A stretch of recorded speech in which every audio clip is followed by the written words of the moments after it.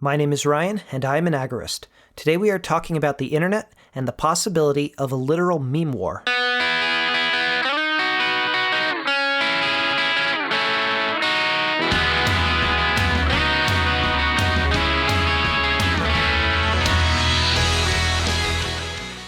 I love the internet. It connects us with people from all around the world. While the governments of the world continue to go after each other, violently pushing their political agendas, we can to a large extent these days see through it. We no longer have to trust them about what is happening here or there or anywhere, because there's always someone on Facebook, Twitter, or other social media in the area who are more than willing to share their experiences. Part of the wonder of the modern day internet is the memes. People laughed at memes a decade ago for being childish and silly. And it's true that most memes probably are childish and silly, but that doesn't in any way take away from how important a means of communication memes have become. Just look at what happened with Jeffrey Epstein. He worked for the CIA, then spent decades blackmailing many of the most powerful people in politics and the media. He provided them with experiences they couldn't find elsewhere, and they provided him with leverage. When he was arrested, anyone with a brain in their head understood that he would never make it to the stand to testify. His mysterious death was just about the least surprising piece of news in 2019. But unfortunately, many people do live with their heads under a rock. They do turn off their brains when the government speaks. They just accept the official story, regardless of how absurd it is. This is where the memes came in. To wake up those who had just accepted that official story, people began sharing Epstein memes, repeating what we know to be true. Jeffrey Epstein did not kill himself.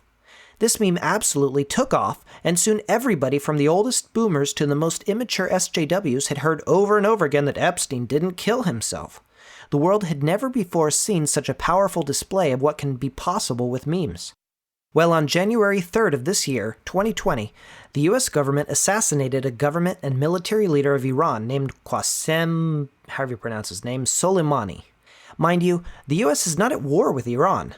This was a public political assassination of a foreign leader. As you can imagine, Iran was furious and announced that they would take their revenge on the US. But what would that revenge look like? The very first response from Iran, as reported by Western media, was actually a cyber attack. The Daily Star described the attack as a, quote, brutal takedown of the Federal Depository Library Program, end quote.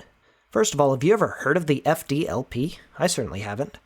But regardless, it's reported that this government agency's front page was replaced with a black screen full of white text, an Iranian flag, Iran's supreme leader, Ali Khamenei, however you pronounce it, waving, and a picture of Donald Trump being punched with blood coming out of his mouth.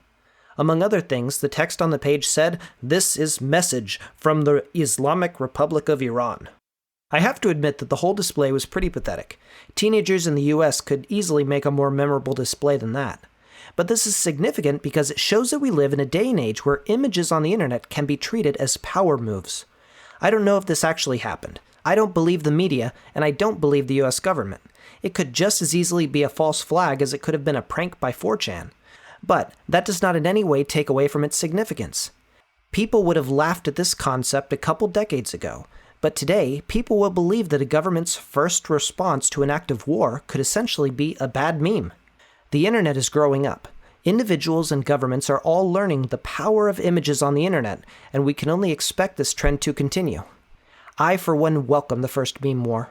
I would much rather see governments trying to make the wittiest memes and trying to make them go viral.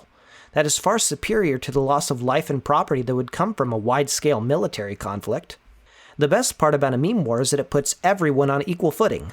Regular people don't have tanks and nukes, even though the government has no right to tell them they can't have those things.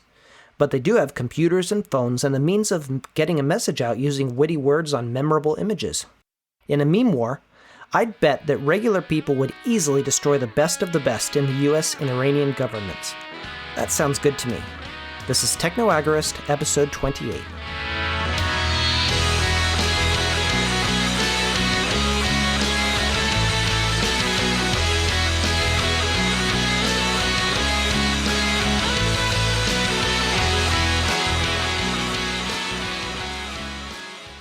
This is an MLGA Network original podcast. Find more great content at mlganetwork.com.